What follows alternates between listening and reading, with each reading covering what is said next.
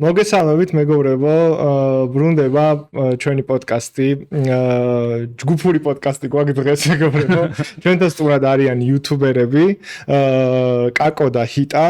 და დღეს ვისაუბრებთ ცოტა სხვა პრიზმიდან ჩვენი ინდუსტრიის გარშემო და ძალიან საინტერესოა ამ ადამიანების, რომლებიც ამ ინდუსტრიაში ძალიან აქტიურად არიან წარმოდგენილები, მათი აზრი, ხედვა, როგორ უყურებენ ზოგადად კამპანიებს, როგორ უყურებენ კომუნიკაციებს, ბრენდებთან ურთიერთობას, სააგენტოებთან ურთიერთობას და დარწმუნებული ვარ, ძალიან ბევრი რაღაც ისეთი ინსაიტი იქნება, რომელიც თქვენი მხრიდან გაჟღერდება და იმედი მაქვს, რომ მარკეტერებიც და სააგენტოებიც ამას გაითვალისწინებენ თქვენთან ურთიერთობაში და ზოგადად ადამიანებთან, რომლებიც ასე ვთქვათ, გავლენას ახდენენ ადამიანებს, გავლენიანი ადამიანები ხართ, ესე რომ ვთქვათ, რა პირდაპირ გაგებით და მოგესალმებით, მეგობრო, როგორ ხართ? მადლობა მოწვევისთვის. იმედია საინტერესოდ ვისაუბროთ. ჩვენი პერსპექტივიდან არის რაღაცები, რაც ამ სფეროში ისმევა ხოლმე კითხვები და თითქოს მაგეთ ხარის არ ვიცით როგორ ველაპარაკოთ თუ რაღაცა ეგეთი განცდა არის. ყურკედელებით ხდება ხოლმე ხანდახანდა. ეხლა კარგია რომ რაღაცნაირად მიზნობრივ აუდიტორია შეგვიძლია ველაპარაკოთ რა. ჰაბურთი და ამოედანიო შეიძლება ძალიან მნიშვნელოვანი იყოს ზოგადად ქართული YouTube-ის კონტექსტის შეცვლისთვისაც კი. იმიტომ რომ კიდევ უფრო მეტად ვეცდებით რომ ჩვენი ხმაც მივაწვდინოთ, იქიდან მხარესაც დავანახოთ, რა ხდება აქეთ და მგონია რომ საინტერესო ამბები გველიცინ. კი, ძალიან საინტერესო სხვათა შორის სანამ უშუალოდ გადავალთ ბრენდებთან კომუნიკაციაზე, ამ პოდკასტში ხშირად კომპანიებს ვაყოლებთ თავიანთ ისტორიას და ძალიან საინტერესოა თქვენი ისტორია, როგორც კონტენტ კრეატორის, საიდან დაიწყო, რატო გაგიჩნდათ იდეა, თავიდანვე ეგ გქონდათ დაპლანული თუ არა ეს ყველაფერი მოკლედ, რომ მოგვიყვეთ და მე უკვე გადავიდეთ უშუალოდ. აი ჰიტამ დაიწყოს უფრო OG იუთუბერია და YouTube-თან უფრო მეტად კიდე ჰიტა ასოცირდება რა.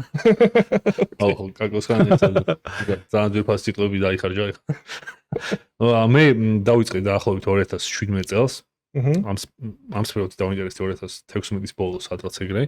რაც არხი მქონდა, სადაც მე თვითონ არ ჩანდი და რაც ისტორიულ რაღაცებზე ვსაუბრობდი, შემდეგ მივხვდი რომ მინდა უბრალოდ ისეთი არხი მქონდეს, რომელიც არც ნახვებზე იქნება გათვლილი, არც მონეტიზაციაზე დიდად ან გადავწყვიტე რომ კამერასთან დავჯდე და ჩემს აუდიტორიას ველაპარაკო ისეთ თემებზე, რაც ჩემთვის ბუნებრივად არის საინტერესო. და თუ ამას კარგად გავაკეთებ, ეს კომერციულ სარგებლასაც მოიტანს მე მომავალში და ყველაფერს ეგეც ოღონდ თვითმიზანი ეგ მოდი არ იყოს რა, ესეთი მიდგომით. შემდეგ 7 წელი ვაკეთე. და მანქანის პოლის დააგროვე. მანქანის პოლის დავაგროვე მხოლოდ მონეტიზაციით კი და ეგ რაღაც ეგ მანქანის ამბავი რომ რაღაც dream car-ი ვიყიდე მხოლოდ იმ თანხით, რაც მონეტიზაციამ გამოიმუშავა, ასე ვთქვათ. ეგეც იმის გამო გავაკეთე, რომ YouTube-ზე ხალხმა აღქმა ცოტათი შეიცვალოს რა. კი რაღაც მიზერულია ის თანხა და რაღაც, მაგრამ ამერიკასთან შედარებით პირობითად, მაგრამ მადლობა ემიგრანტებს, რომ ცოტა იცვლება ეგ. მაგრამ მაინც რომ რაღაცას ნიშნავს რა და თან თუ დიდი ხანი აკეთებ ერთ და იგივე საქმეს, აუცილებლად ბოლოს გამოგივა. ესე მგონია მე და თვითონ ეს ჩვენი სფერო იმდენად ჩვენ როცა დავიწყეთ. კაკომ როცა დაიწყო თუნდაც ან კიდე სხვა იუთუბერები არიან ტიპები, ვინც დღესაც აქტიურია, ვინც 2014-დან დაიწყო დაუშვათ. აი, მაშინ იყო ქვის ხანა საერთოდ. მაშინ სპონსორი კი არა, კამერაც არ იყო და ყველა მობილურით იღებდა და ისა ლოგიტეჩის რაღაც $80 კამერა ითვლებოდა ყველაზე მაგარ კამერად, ვინც YouTube-ზე მოღვაწეობდა და მაქედან უკვე დღეს იქამდე მოვედით, რომ თან კიდე რა იყო ისი ყველაზე ძვირფასი, რომ 5000 გამომწერი მაგალითად ვისაც ყავდა, ეგ ტიპი ითვლებოდა ბევრ გამომწერიან ტიპად. და 15000 გამომწერზე პირველად ქართველი იუთუბერები რო ავიდნენ, თვითმფრინავიდან გადმოხდნენ აღსანიშნავად. და ეხლა კაკომ უპარაშუტოდ. რამდენიმე დღის ვიდეო დადო და ერთი ვიდეოდან მოემატა 20000 მეტი გამომწერი. და რამდენიმე საათში ქონდა 100000 ნახვა. ეს და კიდე რას დავამატებ, ისე ყველაფერს ზოგადად რომ იცოდეთ, საქართველო არის ერთ-ერთი ყველაზე YouTube აქტიური ქვეყანა. რას გულისხმობ, იცი? ჩვენს ქვეყანაში იუთუბერებს რამდენი ნახვებიც აქვთ, ეგეთი არ არის არსად.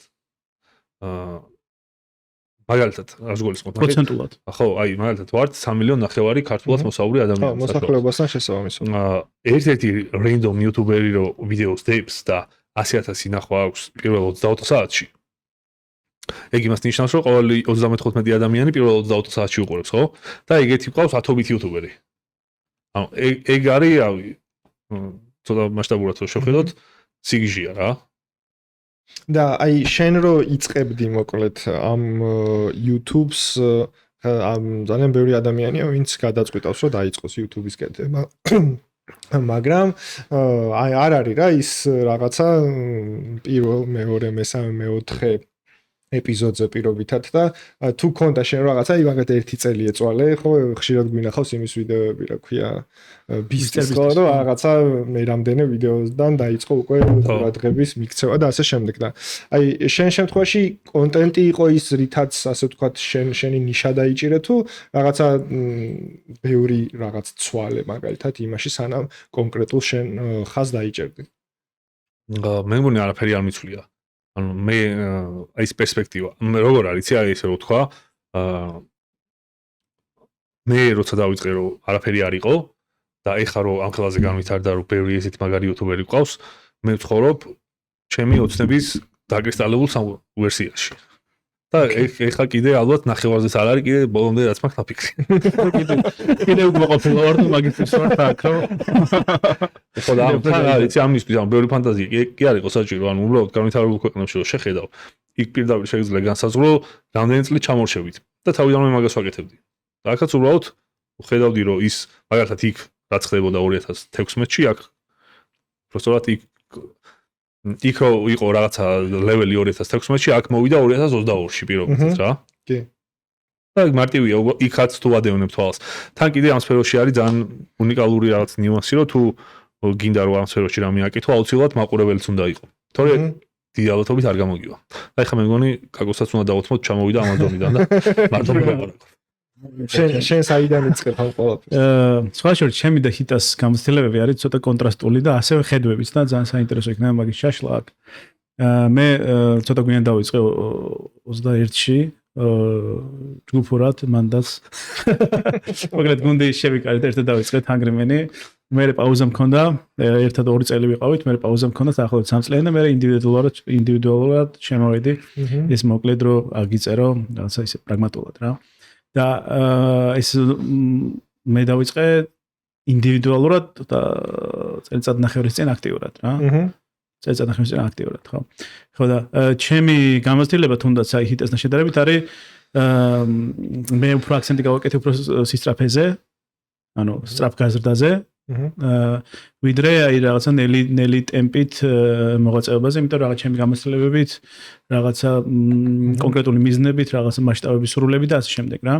და ეგ არის საინტერესო ზუსტად რომ ანუ YouTube-ზე რომ იწყებ მოღვაწეობას, შეიძლება აირჩიო რაღაც ნებისმიერი მიმართულება, რაღაცა თუ სრული გაქვს რომ აი chill მოეშვა და სახლში იყო და ზუსტად შენი როგორც გინდა ისე კომფორტულად აკეთო, შეიძლება ეგრე გააკეთო.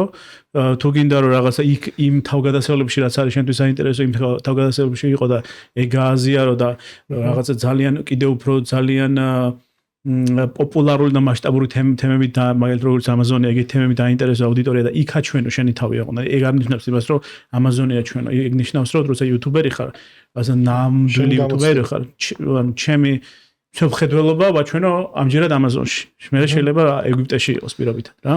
და იუთუბერის მუღამი ეგ არის რომ არაჩვენებს კარგი იუთუბერის მუღამი ეგ არის რომ არაჩვენებს მხოლოდ კონტენტს, აჩვენებს თავის პერსონალიტის, რა დამოკიდებულებები აქვს რაღაცეებთან და რაც უფრო მეტად არის შემოტანილი კონტენტში ეს პერსონალიტი, რაც პროცენტული რაოდენობა რაც უფრო მეტია, მით უფრო საინტერესო ხდება იუთუბერიც და მით უფრო საინტერესო ხდება ასევე მისი აზრიც, თუნდაც გავლენაც, თუნდაც რაღაცა სარეკლამო მესიჯიც, რადგანაც ამ კონტექსტში ვსაუბრობთ, ვიდრე რაღაცა უბრალოდ სატელევიზიო სიუჟეტის გაკეთებას როგორც ვეძახით, მაგალითად წავიდა ადამიანი, რომელსაც დავალებული აქვს პირობითად ამაზონში სიუჟეტის გააკეთება, ან დაჯდა ტელევიზიაში ადამიანი და გაარჩია კონკრეტული თემა, როგორც ჰიტა გააკეთებდა რა.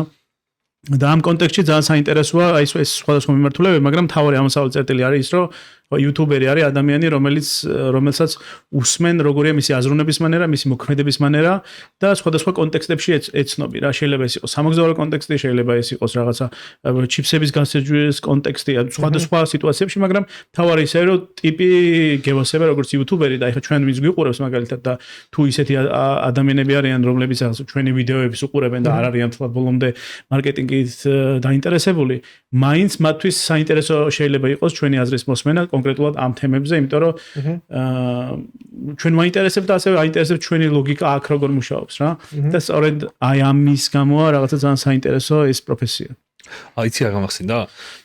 ჩვენ რაღაც პერიოდის წინ ვილაპარაკეთ მე და კაკომ და ჩვენ ყავდა სადღაც ერთი 50000 გამომწერი მე მგონი, მე მყავდა ერთი 130 თუ რაღაც ეგრე.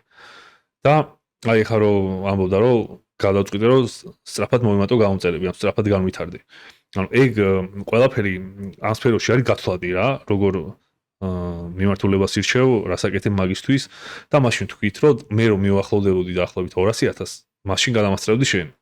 აღარ მახსოვს. ხო და ეხა მე ყავს 186 თუ 7000 გამომწერი და კაკომ ეხა ჩაიქროლა. კაკოც ეს გააყოლა ჩვენმა პროგნოზმა გაამართლა.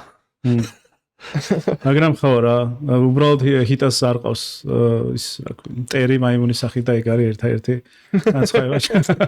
რომელიც ძალიან აქცენტირებული ვარ. ჩვენ ახლა საუბრობდით სანამ პოდკასტს დავიწყებდით და ესეთი რაღაცა თქვი კაკოში რომ ჩვენ არ ვართ ინფლუენსერებიო. ხო.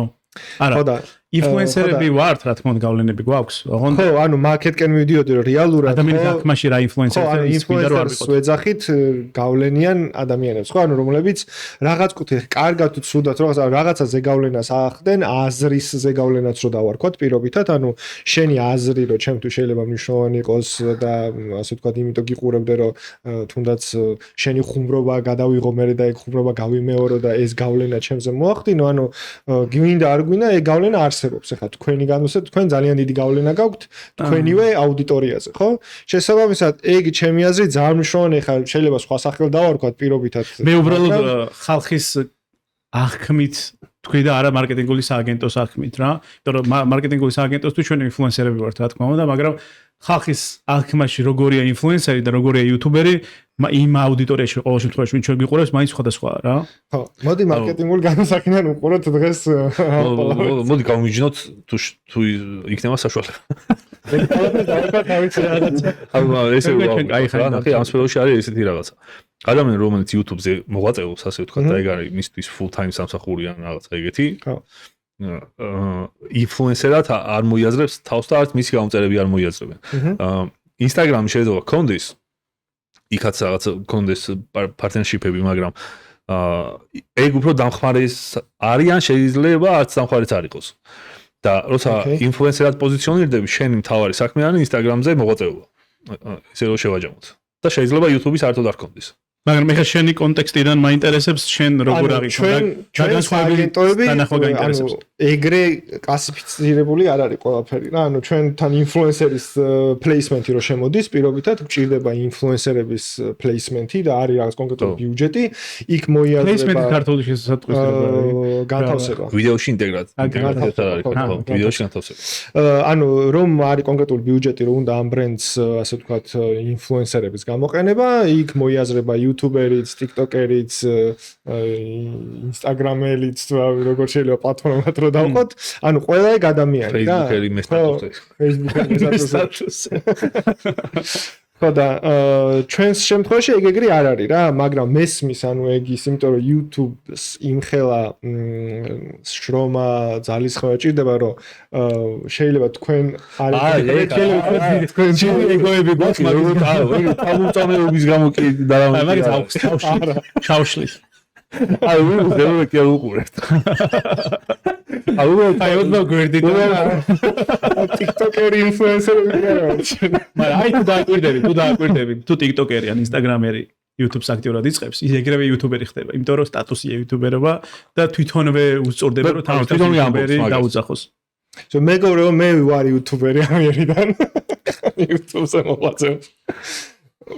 ოკეი, მიღებულია ეგ, ანუ იცი არის, ანუ ძალიან მნიშვნელოვანია რეკლამო კუთხით რა განსხვავებები არის. თვისაც რა ეს ამბავი რა, ანუ სწორი, ეხლა ჩვენი მიზანი სარეკლამო წყალებში ბრენდი იქნება თუ ეიჯენსი იქნება, რომ გავაკეთოთ თუნდაც თქვენთან სწორი კომუნიკაცია, ხო? ანუ ეგ ზოგადად სფეროს აჯანსაღებს ეგ ამბავი, რომ დამოკიდებულება ის კი არა, რომ ყველა ერთად მოგიხსენიოს, იცოდეს სიტყვაზე სააგენტო და მარკეტერმა განსხვავება YouTuber-სა და TikToker-ს შორის პირობითად ვიძახი იმას რა value აქვს, ამას რა value აქვს, ანუ მაგიტომაც მინდა რომ ამაზე, ანუ კი გვეცინება და რაღაც, მაგრამ რეალურად ეს მე რეკლამის შემქმნელ ადამიანებში რაღაცა კომპლექსი გააჩენს, რომ აი რო გაახსენდება რომ ჰიტამ თქვა რომ იცი რა მე ინფლუენსერი კი არა ვარ, YouTuber-ი ვარ, ანუ მიხვდება რომ შენთან უკვე სხვანაირი არ თქვენ ჩვენზე ესენი ყოფილა. ანუ შენთან სხვანაირ კომუნიკაციას გააკეთებს რა, ანუ ეგ პირიქით რავი მე არ მგონია რომ რაღაცა ცუდი მაგრამ ნახე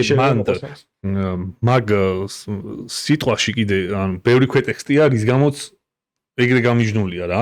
მაგალითად ნახე როგორ რაღაცა YouTube არის ერთ-ერთი პლატფორმა სადაც ვიდეოს ირჩევ რომ ჩართო. ანუ ნებისმიერ სხვა პლატფორმაზე გიგდებს რენდომად. ან Facebook-ზე შენი მეგობარი აზიარებს ან რაღაცა დალაიქებული ქონდა და ამოგიგდებს და თვითონ ჩაერთვება რომ ჩამოსკროლავ, TikTok-ზე საერთოდ არის რა ამოგივარდება და Instagram-ზეც კიდე ესე გიგდებს რა. YouTube-ზე ირჩევ. რადგან ირჩევ ეგ ქვეცნობიერით რომ განსაზღვროთ ყველაფერს ცulis, ანუ ლოიალობა მეტი გაქვს, მზაობა მეტი გაქვს რომ ბოლომდე უყურო და კიდე ეგეთი ბევრი ნიუანსია რომელიც საბოლოო ჯამში კრავს community-ს, ანუ შენს ვიდეოებზე ისეთი ტიპები არ აჭერენ ხელს, ვისაც არ ევასები. და ბაბლი იქნება ეს YouTuber-ების კომენტარებში ცუდი კომენტარები არ წერია. და იგივე ტიპმა რომ დადოს TikTok-ზე იქ წერია, ან Facebook-ზე იქაც წერია. და ეგ ყველაფერი ანუ როგორ რაღაცა ხდება, იცი რომ საერთოდ სხვა ლეველის connection-ი ხდება და ფირმა ხდება შენს აუდიტორიასთან რა. აი მაგალითად ნახე ცოტა ბრენდებზეც რო გადავიდეთ რა. ერთ-ერთი ჩემი საყვარელი მარკეტინგული აქტივობა არის ჩემი მიმების კამპანია მაგალითად ძალიან მიყვარს. შაშან ანუ ნატახტართან და ზიგზაგთან და რაღაცებთან გავაკეთე, წელს გავაკეთე Silk Bank-თან.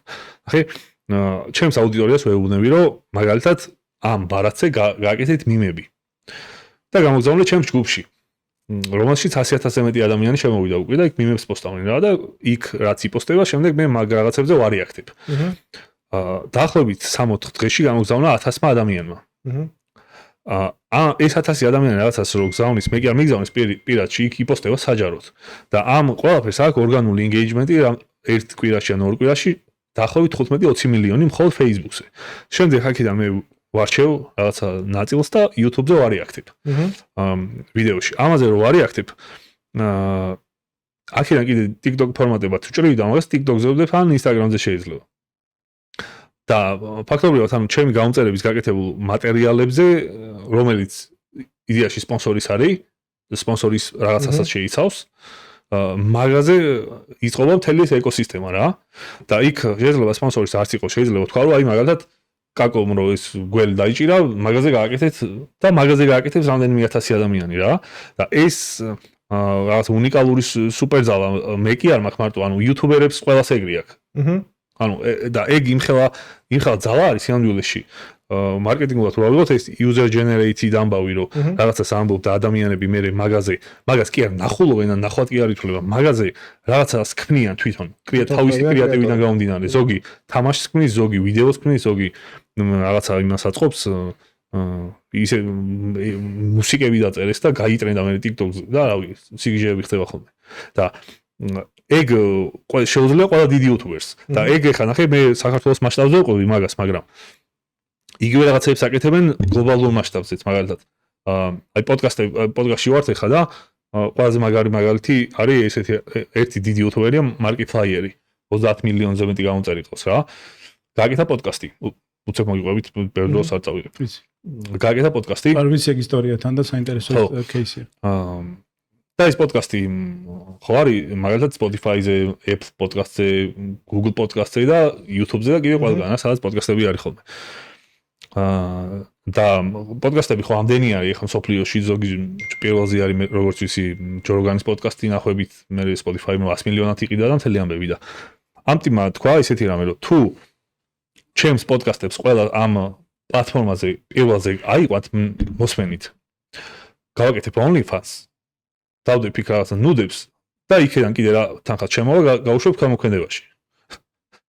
და ამოთ დღეში ამის პოდკასტი ყველა პლატფორმაზე ავიდა პირველ ადგილზე, ერთზე ავიდა მეგონი მეორეზე Spotify-ზე რა. შემდეგ თქვა ესეთი რამე რომ დედაჩემმა გადაიღო ჩემზე დოკუმენტური ფილმი, რომელიც დევს Netflix-ზე. ეხა შედით დაიჯებით მაგის გამო რომ იქაც პირველზე არ ავიდა. Netflix-ზე შედით ეს დედაჩემის დოკუმენტური ფილმებში აიყვანეთ პირველზე, იმდენჯერ უყურეთ. და თან Spotify-ზეც აიყვანეთ ის პოდკასტი პირველ ადგილზე. და ორივე შესრულდა რამდენიმე დღეში. ანუ წარმოგიდგენთ ტიპმა თავისი პოდკასტი ყველა პლატფორმაზე პირველზე აიყვანა, დედამისის ფილმიც გააპიარა. Netflix-ზე ეგეც პირველზე აიყვანა და თან დაახლოებით $10 მილიონ ქველმოქმედებაში გადაიხადა. ანუ ამ ხელა მარკეტინგული აქტივობა და კიდე ქველმოქმედება გააკეთა 2 YouTube ვიდეოთი, რომელშიც edit-იც არ ქონდა, ესე იჯდა და კამერასთან ლაპარაკობდა. თან ისეთმა ტიპმა, რომელზეც მასშტაბურად არ ვიცით რა, იმიტომ რომ horror gaming მიმართულება აქვს და ეგ შეუძლია მაგას და კიდე უფრო დიდი ლეველის ტიპები ვინც არიან, აი PewDiePie როგორც იყო მაგალითად და ტერაქტები მოხდა მე მაგის გამო და მთელი ამბები, ანუ ეგ გლობალურად რაც ხდება, საქართველოში ზუსტად იგივე ხდება და თან ამ ყველაფერის შემდეგ მარკეტინგში დახურდავება, ეგეც ყოველდღიურობა არის უბრალოდ რაღაცნაირად ქართულ საზოგადოებაში ეგრე არ აღიქმება რა და სხვანაირად არის და ეგ რატო არის სხვანაირად კიდე მე ვისაუბროთ მაგაზე. აი flows რო მიუყვეთ დინებას რო სწორად გავყვეთ მეგობრებო.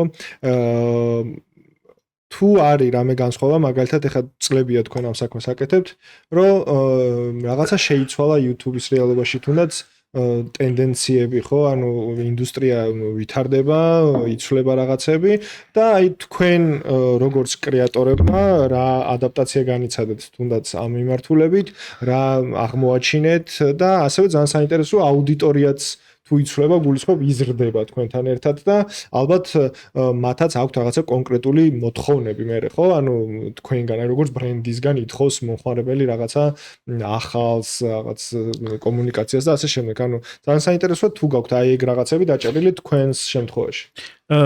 ტენდენციები სულ იცვლება და რაღაც სხვადასხვა ეს ძირითადი ამბები რაც ხდება, რაც თქვით აქამდე რაღაც რას ნიშნავს იუთუბერება და კიდე დავამატებ რაღაც რამდენიმეს მათ შორის ის რომ იუთუბერს რო უყურებ და თუნდაც აი 20 და 25 წუთიან ვიდეოს რო უყურებ და სრულად იცი კონტექსტი სხვა არის და აი იქ რაღაც ვერტიკალურ მედიაში რაღაც უცებ 500 იმის შორტის ჩამასროლის მე რაღაც რო იგდებს სხვა არის რა. ანუ უფრო მეტად გესმის კონტექსტი და უფრო მეტად უახლოვდები ადამიანს. watch time-ი უფრო მეტი გაქვს რა.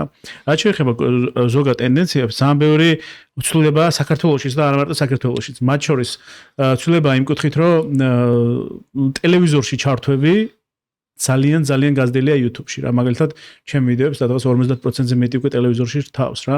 რაც თუნდაც placement-ის კუთხით არის ძალიან საინტერესო. ის კი არა, რომ აი მანდაც რო ავიღოთ პარალელები რა ვერტიკალურ მედიასა და ძალიან გადავეკიდეთ ახლა და ზოგადად გლობალურ კონტექსტში უნდა ვისაუბროთ ალბათ, მაგრამ მანდაც რო ავიღოთ პარალელები შორტ მედიაში, როცა პლეისმენტს აკეთებ, კრეატორს არჩება სივრცე რო ღირებულება მიაწოდოს ადამიანს გარდა რეკლამისა.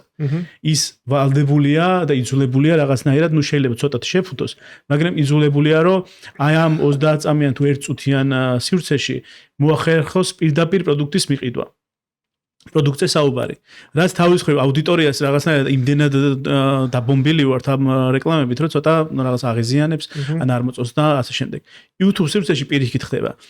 YouTube სივრცეში მაყურებელმა იცის, რომ ეს რეკლამა ნებისმიერი როგორიც არ უნდა იყოს, მათ შორის ხარ მომხმარებელი თუ არ ხარ მომხმარებელი, მეხმარება მე როგორც ადამიანს, რომ უფრო მეტი ღირებულება შემოვიტანო ამ ადამიანის ცხოვრებაში, რომ უკეთესი ვიდეო გავაკეთო პირობითად. ოღონდ უკეთესი ვიდეო არ ნიშნავს იმას, რომ ეხლა ეს რა ქვია, აფრიკის ჯუნგლებში წავიდე. შეიძლება უკეთესი ვიდეო იყოს იმ კუთხით, რომ მაგალითად ჰიტას კონდეს მეტი თავისუფლება, რომ დაჯდეს და ილაპარაკოს ასეც უნდა, იმიტომ რომ არ ექნება ფინანსურ ვალდებულებებზე საფიქრი პირობითად და თავისი ოცნების ცხოვრებით უფრო მეტად იცხოვრებს და შესაბამისად თავის ღირებულებას უფრო მეტად გააზიარებს. ანუ ნებისმიერი პლეისმენტი რაც შემოდის YouTube ვიდეოში არის ხარდაჭერა იუთუბერის და მაყურებელიც გაცილებით ლოიალური ხდება აი ამ ბრენდის მიმართ. რაც შეეხება აი ამ კონკრეტულ ტენდენციებს, რაც იცვლება ახლა ამ რეალობაში, არის ის რომ ზოგადად სოციომედიაში ხო იცვლება ტენდენციები, იცვლება იმ კუთხით, რომ სოციომედია აღარ არის, არის ინტერესტ მედია რა, ანუ რას გაინტერესებს, ანუ ადრე თუ იყო რაღაცა ვიღაცებს უკონექტებოდი და მაგით შეექმნეს ციფრული სივრცე, ეხლა არის რაც გაინტერესებს რაღაც დონეზე, მაგ მიმართულებით მიდიხარ რა, ანუ რაღაც შენი ფიდი მოწყობილია შენ ინტერესებზე და ნელა ეგრე ხდება, მაგრამ ზუსტად YouTube-ის შემთხვევაში კიდე ცალკე რო გავმიჯნოთ რა, ამბავი ის არის, რომ ის რო YouTuber-ი ანუ ინტერეს მედია თლად ბოლომდე ესე მოდიფიცირებული არ არის YouTuber-ის შემთხვევაში რა. იმიტომ რომ რაღაც მომენტში მე არ მიყურებს ადამიანები, რომელსაც მოგზაურობა აინტერესებს. მიყურებენ ადამიანები, რომლებსაც ან მე ვაინტერესებ, ან მე იმ კონტექსტში ვაინტერესებ, ან რაღაცა ზოგადად საინტერესო რაღაცის ყურება უნდათ. ხო, საინტერესო რაღაცის ყურება უნდათ რა. როცა იქ რაღაც თუნდაც TikTok-ის და ასე შემდეგ შემთხვევაში უფრო მეტად ფოკუსირებულია რაღაც კონკრეტულ ჰეშტეგზე თუ ბევრჯერ უყურებ და იგივე ვიდეოს ეგ ვიდეოები მოდის რა. ეგ არის რაღაცა ძირითადი ტენდენციები, რაც ზოგადად სოციომედიაში იცვლება.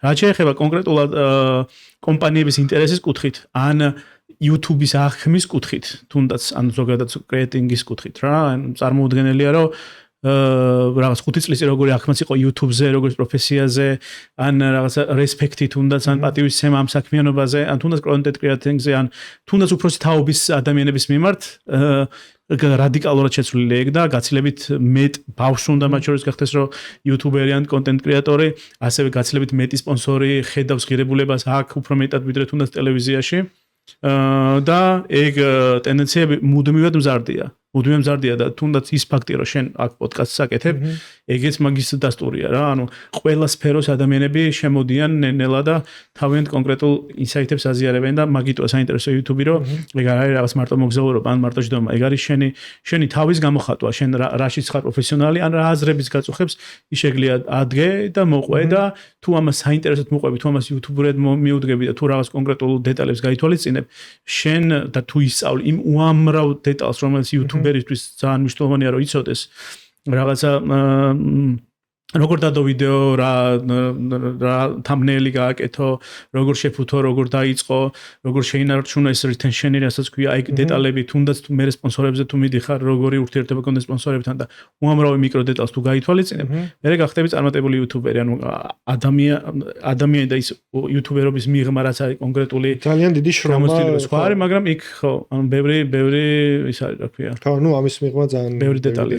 ერთი რა არის კიდე საინტერესო, რაც ჩემი აზრით აუცილებელია რომ ამ პოდკასტში თქვა. არის ესეთი ამბავი რომ რეკლამა როგორია ზოგადად ან როგორი გვახსოვს ტელევიზიიდან მოყოლებული, აი რომ იზრდებოდით რაღაცას უყურებდით და იყო ჭრა სადაც 10 წუთი მერე უნდა უყურო რეკლამებს, რომელიც გინდა რომ მალე დამთავრდეს, ხო? ყველა სოციალურ მედიაში არის იგივე ამბავი. YouTube-ზე არის სხვანაირად. ანუ ნახე, YouTube-ზე არის ესეთი რამე, რომ მაგალითად აქ რო რაღაცა ეხა ბრენდი დევს, აუდიტორიისთვის ეს ბრენდი უფრო ლოიალური ხდება. და ნახე როგორ რაღაცა ჩემს მაყურებელს მაგალითად უნდა რომ ჩემი ვიდეო დაალაიქოს და აკომენტაროს, ხო, ანუ გააზიაროს თუ ძალიან მოეწონება. უნდა რომ რაღაცნაირად ხარი დამიჭიროს და მადლიერია იმისთვის, რომ ვიდეოებს ვიღებ და ეს უნორმოდ პატივსაცემი რაღაცა არის, რაც ამ ხელას სიყვარულს ვიღებთ ამ სფეროში მოღვაწე ადამიანები, ხო? ნახე, როცა ბრენდი შემოდის სპონსორად YouTuber-თან, მაყურებლისთვის ეს ბრენდი აღიქმება სუპერგმინად, რომელიც მის გასაკეთებელ საქმეს აკეთებს. იმიტომ რომ იქ შეგიძლია დაუდონატო კიდევაც შენ საყვარელი YouTuber-ს და ეგ არის რაღაცა ეთიკის ნორმებში ჯდება თითქოს რა, ანუ ვისაც უნდა კონდეს მაგის მხარდაჭერის გამოხატვის საშუალება. თორემ მაგას არავინ არ ითხოვს. და თითქოს ამას ეს კომპანია აკეთებს, ამიტომ ამ კომპანიის მიმართ უდიდესი სიყვარული და მადლიერება გიჩნდება რა. და შესაბამისად, ანუ YouTube-ზე რომ მაგალითად ეხა კაკოს სპონსორი ყავს, კაკოს მაყურებლებს იმის სპონსორის მიმართ უდიდესი პატივისცემა და მადლიერება უჩნდებათ. იმიტომ რომ იმ კომპანიამ მათი გასაკეთებელი საქმე გააკეთა თითქოს. და ეს არის ყველაზე სიგიჟე რამე ამ სფეროში რა, იმიტომ რომ მაგასთან მიახლოებულიც კი არაფერი არ არის სხვა. თან ეს რეკლამა არის სამუდამო. ანუ ვიდეო როგორ არის, ვიდეოები არასოდეს არ იყინება. არავა 200,000 ნახვაზე და მე 0 არ ექნება. ეხლა მეც რო გაჩვენო ჩემი ვიდეოების ანალიტიკა, მაგალითად 2021 წელს 20 წელს რაც დავდე, დღესაც 1.50 ნახვა ყველას ემატება რა. შეიძლება კიდე თავიდან გავარდეს მე ზოგი. ამიტომ ანუ რა ვიდეოში გაკეთებული პლეისმენტი სამუდამო რეკლამა არის. თან არის ისეთი, რომელიც აუდიტორიას უყვარს. თან კიდე როგორი რამეა, იცი? კომპანიები, რომლებიც იუთუბერებთან ჩანან, ესე ეგ კომპანიები ბევრად მოწინავეთ და კულტივებად ითვლებიან, ვიდრე ისინი, ვინც არ ჩანან. და გაითვალისწინეთ მეგობრებო. ამოსაჭრელი ფრაზა თქვა ეხა. და თან როგორი რაღაცა, ნახე, მე რომ მაღაზიაში შევდივარ მაგალითად და იქ რაღაცებს ვარჩევ, ვირჩევ მაგალითად თუ ორი არჩევანი მაქვს და ერთი ვიცი რომ კაკო სპონსორია, აუცილებლად იმას ავირჩევ. იმიტომ რომ მგონია რომ ეს კომპანია წინ იხედება და იმ რაღაცას, რასაც მე 2016-ში და 2017-ში ვხედავდი ამ სფეროში და ეხლა რომ დღეს პრაქტიკაში უკვე ცოცხლდება და გასუსხლებულია. ესე იგი იმ კომპანიაში მომუშავე ადამიანებიც ხედავენ მაგას და იმიტომ არიან აქ. და ეს ჩემი ერთი ადამიანის პერსპექტივა კი არ არის. როგორი რაღაცა, იცი, არსებობს მაგალითად ჩემი community, კაკოს community და კიდე სხვა იუთუბერების community. მაგრამ არსებობს კიდე ტიპები, ვინც ყველაზე ყველაფერი იცის და ეგეთი საერთო community-ც უდიდესი არის. და იმ საერთო community-ისთვის როგორ არის ნახე, გამოწერილი თან ჩვენ არ ვართ ეხა იმ ხელა ქვეყანა, რომ ვისაც ეს სფერო უყვარს, იმდენი კონტენტი იყოს, რომ აი ვერ ასწრებდე რა, მაინც და მაინც. მარტო პოდკასტებში არ იქნება, იმიტომ რომ დიდია და თან ძალიან ბევრია. და ჩემი ვიდეოებზე აი ელოდები რა, სულ. ისეთ პოდკასტებზე ხშირად შემხვედრია გხმურობა, რომ აი ყოველ მეორე პოდკასტს აკეთებსო და მეც ეგ მეორე ვარ. ძალიან კაი ფორმატია, იმიტომ რომ საუბარი ყოველთვის მაგარია. ხო, როგორც აღმოჩნდა ქართველებს გიყვარს. და მადლობა ამ სუქცესს რომ მაგის საშუალებას გაძლევს. კი, პოდკასტ არია მეგობრებო, როგორი ბუნებრივი ინტეგრაცია არის. სადაც წერთ ამ ყველაფერს. იცი რა არის, ძალიან მნიშვნელოვან რაღაცასთან მივედით და მინდა რომ მაგაზე ცოტა ხანი შეგაჩეროთ და ცოტა მეტი ვისაუბროთ. ანუ ზოგადად თქვენ რასაც აკეთებთ, ეს არის რაღაც რო ავიღოთ ცოტა განვაზოგადოთ, ვთქვათ, რომ თქვენ ქმნით თქვენ თავის ბრენდს, ხო, ესე რომ ვთქვათ. და მუშაობთ ამ სახელზე და ასე ვთქვათ, თქვენი value ღირებულებები გაქვთ და ასე შემდეგ.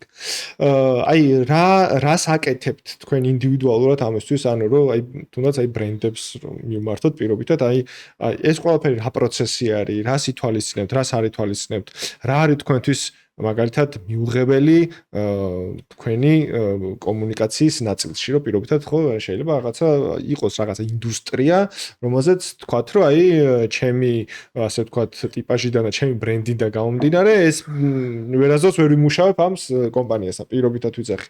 ანუ ერთი რომ მაგალითად როგორ აკეთებთ საკუთარი ბრენდის ზრდას და ამას როგორ ითვალისწინებთ, რომ არ გაგექცეთ აქეთ-იქით, იმიტომ რომ კომპანიები ძალიან დიდ ყურადღებას უთმობენ იმიჯს კონკრეტული ადამიანის. იმიტომ რომ ეს კომპანია, რომელიც სიტყვაზე შენ გასპონსორებს, ფაქტიურად შენთან ასოცირებულიც ხდება, ხო? ანუ შენ რო რაღაცა ფეხი წაგიცდეს პირობითად, შეიძლება იმ ბრენდმა შენს მაგივრად თავის ასე ვთქვათ მომხმარებას მოუხადოს ბოდიში, რომ სიტყვაზე იყოს შენი პარტნიორი. პირობითად ვიძახი რაღაცა უტრირებას ვაკეთებ.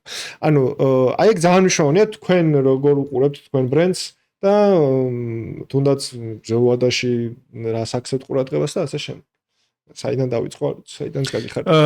ხო, რაც შეეხება ჩვენ როგორ უყურებთ, პრინციპში ჩვენი ბრენდი ყალიბდება ჩვენი ფასეულობებით, ან ადამიანური ფასეულობებით, რა ღირებულებებს გვაქვს, ის რაღაც გაითქვიფება ჩვენი ბრენდის ღირებულებებში და შეიძლება რაღაც კიდე დაემატოს თუნდაც აი ვიზუალური ან რაღაცა ტექნიკური ელემენტები, რომ რაღაცა მუდმივად ერთ და იგივე, ანუ რაღაცა პირობითად რაღაც კონკრეტული შეჯიბრი გაქვს ვიღაცასთან და ეგ იყოს შენი ბრენდის ნაწილი და მაგაზე ასოცირება მოხდეს, მაგრამ ძირითადად შემთხვევაში ღირებულებების თანხვედრაში, მაგალითად ჩემი სპონსორები ვინც შემოდიან, იციან რომ მე პირობითად არ მიყვარს რაღაცა ძალიან დახვეწილი რეკლამა. ანუ ისეთი რომ თუნდაც არ შემიძლია რომ ვიღადაო ამ პროცესზე. ამიტომ შედარებით კონსერვატორი კომპანიები შედარებით ნაკლებად შეიძლება დაინტერესდნენ ჩემით.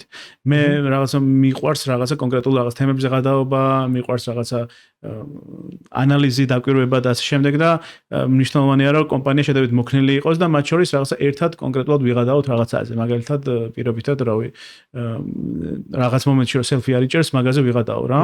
და ეგ კომპანია მაგაზე მოქნილი იყოს და წამოყვეს და ჩვენს ერთად გავუწყროთ. ანუ მაქსიმალურად უშუალო, ავთენტური და ისე დამოკიდებულება იყოს, რომ აი ეს ჩამისვი რაღაც კონკრეტულ გაიდლაინებს არ მიყვეთ რა. და მაგ ნაწილში რაღაცა მსხვილი კომპანიებისთვის მესმის რომ შეიძლება ცოტა რეპუტაციული რისკიც იყოს რა. და მაგ ნაწილში ძალიან ბევრი თავისტკივილია და ანუ ბევრი რაღაც ბრიფის გაცვლა, მიმოცვლა მიდის რომ რაღაცნაირად ერთმანეთს შევჯერდეთ და ვიცოდეთ ჩემი ზღვარი. თუმცა თუ ზუსტად მაგიტოა მნიშვნელოვანი თუნდაც მარკეტერმა ან რავის დირექტორმა თუ ვინც არის უყუროს YouTubers რომ დაახლოებით გაიაზროს რა არის ამ ადამიანის ღირებულებები და მერე გადაწყვეტა შემოსვლა. რაღაცნაირად ძალიან ბევრი ინვესტიცია დროის ჩადოს და ძირითად შემთხვევაში ეგრე ხდება რომ ჩვენი მაყურებელი მარკეტერები ხდებიან ჩვენი სპონსორები ძირითად შემთხვევაში. რაღაც მომენტში არის ისე რაღაც ბაზრის მოკვლევა მიდის და რეიტინგი ვისა აქ და ეგრე ხდება, მაგრამ ეგ რაღაცა მუდმივი კავშირი მაგითთან რა სინერგია, დიდი სინერგია არ ეკრება. რამდენად სწორია, აი view-ებით შეფასებული კრეატორი პირობითად ვიცახი, რომ კომპანია ირჩევს, რომ აი იმას ბევრი ნახო აქ და მოდი იმასთან წავიდოთ, იმიტომ რომ ჩვენ რაღაცა უფრო მეტი visibility გვექნება და რაღაცა აირჩიოს ისეთი კრეატორი, რომელიც საერთოდ შინაარსოდ ეხა შენ რასაც ყვებოდი, საერთოდ არ იყოს ახლოს იმ ბრენდთან და არაფერ შუაში რო არ არის რა. ჩემი აზრით ეგ არასწორია და რაღაცა ბრენდის რეპუტაცია შეიძლება გააფუჭოს, მაგრამ რაღაცნაირი შორტკატია ხოლმე, იმიტომ რომ ბევრი რესურსი არ აქვს ადამიანებს, თუნდაც რომ აი YouTube-ს რაღაცა ეგრე ბოლომდე უყურონ და სამწუხარო რეალობაა, რომ ხშირ შემთხვევაში აი ამ ტენდენციებზე რა ხდება YouTube-ის ირგვლივ არ იციან. რაღაცნაირად ძალიან ისეთია რა, ანუ საშუალო ფენასავით რო ავიღოთ არ არის რა. ან ბევრი იციან ხოლმე ძირითად შემთხვევაში. ან საერთოდ არ იციან. და მე ძირითად შემთხვევაში ეგრე ხდება ხოლმე, თუნდაც YouTube-ზე შემოსვლა, რომ რაღაც თავიანთ კონკურენტის აქტივობებს აკვირვებიან, რომელიც რავის კონკურენტის მარკეტერმა იცოდა YouTube-ი, შევიდა იქ, მე ეს მეორე შემოდის სხვასთან და თუნდაც მაგ მიზეზის გამო რაღაც ზოგადად რომ წავიღოთ, YouTube-ე, ბევრი რაც უფრო ბევრი YouTuber-ი იქნება ჩვენთვისაც საინტერესოა, იმიტომ რომ ნებისმიერ YouTuber-ს აქვს რესურსი, რომ ახალი კომპანია შემოიყვანოს და თუ ახალი კომპანია შემოიყვანოს და მე რაღაცნაირად მის სეგმენტში მისი კონკურენტი ვარ თეორიულად. სიამბილში არ ვარ კონკურენტები და ერთმანეთს ვეხმარებით ნახვებში რო არ ჩავშალო ძალიან ექნება. უფრო მეტი ინტერესი ჩნდება ადამიანის მიმართ რა და ამიტომ ეგ პროცესი ძალიან ისეთია რა ქვია ჯერჯერობით ძალიან უკეთესი ტენდენციებისკენ მიდის, მაგრამ ჯერჯერობით ისეთია რა ნელი პროცესით მიდის, მაგრამ ჩვენს აქ იმიტომ ვართ რომ რაღაცნაირად აქეთ ამხარისკდებულად დაგვანახოთ და ასე მე მაინტერესებს შენი დამოკიდებულება ზოგადად როგორია და ან რამე თუ იცვლება ან რაღაც როგორი ხედვა გაქვს და აი რა გეფები გაქვთ თუნდაც YouTuber-ებთან კომუნიკაციაში ან ზოგადად. აი მე შემიძლია თამამად თქვა რომ სააგენტოებსა და YouTuber-ებს შორის ძალიან დიდი ხიდია ჩატეხილი. ანუ არ მახსენდება ხა მე ძალიან ბევრი მეგობარი ყავს სხვა სააგენტოებშიც, რომელსაც ანუ აი ამ ჭიდრო კავშირი არ არის რა, იმიტომ რომ ფაქტიურად ერთ საქმეს ვაკეთებთ, ნუ ინდუსტრიულ ნაწილში რა.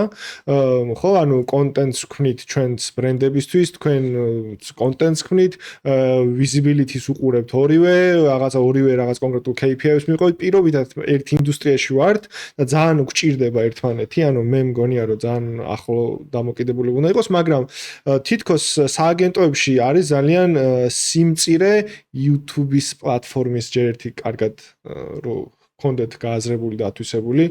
შეიძლება ვთქვათ ადამიანები, რომლებიც იფიქრებენ კამპანიებს და იდეები ამ სიტყვაზე, აი კოპირაიტერები, ხო? ანუ შეიძლება არიან მაყურებლები, მაგრამ არ არიან ახლოს ესე ინდუსტრიასთან, ხო? ეგეთი შემხებლობა არ არის რა და მე ვფიქრობ, რომ ეგ არის ინდუსტრიულ ნაწილში გამოსასწორებელი რა. ანუ ეხა მეორეა უკვე YouTuber-ები როგორ უყურებენ ამ საკითხს და სააგენტოებისადმი აღქმა როგორ იქ, იმიტომ რომ აქამდე რაც ყოფილა, რომ აი როგორც დასაწყისში ვთქვი, რომ ანუ ბრენდი მოდის რაღაც კონკრეტული კამპანიის ბიუჯეტით, ჩვენ მოვიფიქრებთ რაღაც კონკრეტულ კამპანიას, შევთავაზებთ კონკრეტულ არხებს, განთავსების, ხო, ერთ შეიძლება იყოს YouTube-ი, TikTok-ზე რაღაც შესაბამის ადამიანებს შეურჩევთ, ხო, მაგალითად, რომ აი პირობითად თქვენ იყოთ ერთ-ერთი, რომლებიც ისაუბრებთ იმ კონკრეტულ, მაგრამ ეს არ არასდროს არ არის გრძელვადიანი გეგმა ხოლმე. ეს არის რაღაც კონკრეტულ კამპანიასთან მიმართებით რა. და ციფრებს როგორ აღიქვამთ? ანუ თქვათ პირობითად განთავსება მოხდა YouTube-ზე და განთავსება მოხდა TikTok-ზე. ანუ როცა რეპორტის ნაწილზე გადადიხართ, როგორი ანუ ეს არის ღირებულება ენიჭება ციფრებს. ანუ მან არ შედის თუ რაღაც კონკრეტული reach-ს ვითვლით ხოლმე და რაღაცა ციფრებს უყურებთ, ანუ ჩვენთვის არის იქ view ისიც და ისიც ხო, ერთი view-ა ხოლმე, მაგრამ გააჩნია, არა, უყურე მან მე შემოდის, გააჩნია მე თუ საუბრობთ კონკრეტულ YouTuber-ის რაღაც ეპიზოდზე, სადაც ისაუბრობს იმ ბრენდზე, რასაც შეიძლება მე მოყვეს კომენტარებში გარჩევა და ასე შემდეგ, ანუ ამას პლუს რაღაც სენტიმენტ ანალიზსაც ხო უკეთებთ, რომ მაგალითად ვიღაცასთან შეიძლება ის კონკრეტულ კომუნიკაციას ნეგატიური ფიდბექი მოყვა და გაილანძღა ბრენდი პირობითად ვიძახი სიტყვაზე, ან პირიქით ძალიან დადებითი და შეიძლება ლოიალურობის ის ნაწილში ეგ გამოვყოთ ხოლმე, ანუ ამის რაღაცა მარტო ციფრებით დაყოფა კი არ ხდება, ანუ რეპორტინგის ნაწილში მიდის მე თუ რაღაც კონკრეტული თეთრი რო დაიხარჯა, იმის მიზნობრიობა რამდენად სწორი იყო ის რო დაიხარჯა რა, თუ სიტყვაზე ამ ნაწილში გაამართლა და სეილში ან რაღაც კონკრეტულ KPI თუ იყო მიბმული იმ რაღაცასთან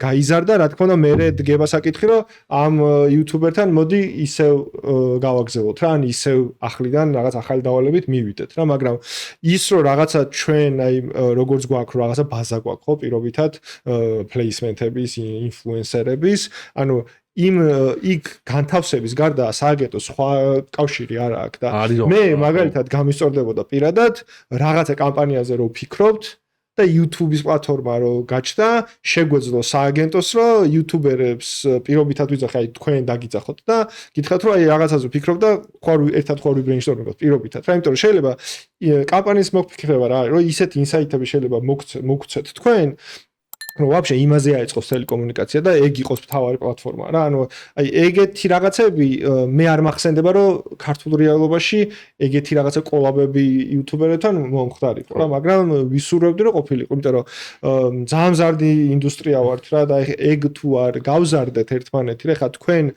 ძალიან ბევრი რაღაცა იცით YouTube-ზე ჩვენ შეიძლება ვიცოდეთ რაღაცა სწორად როგორ უნდა ავაგოთ რაღაცა სტრატეგიულად კამპანია და წლის მანძილზე როგორ გავშალოთ სხვადასხვა არხებში გარე იქნება თუ შიდა იქნება და ეს თუ სწორი და მცოდნე ადამიანებისგან იქნება გაკეთებული, ამას იქნება ყველაზე კარგი შედეგი.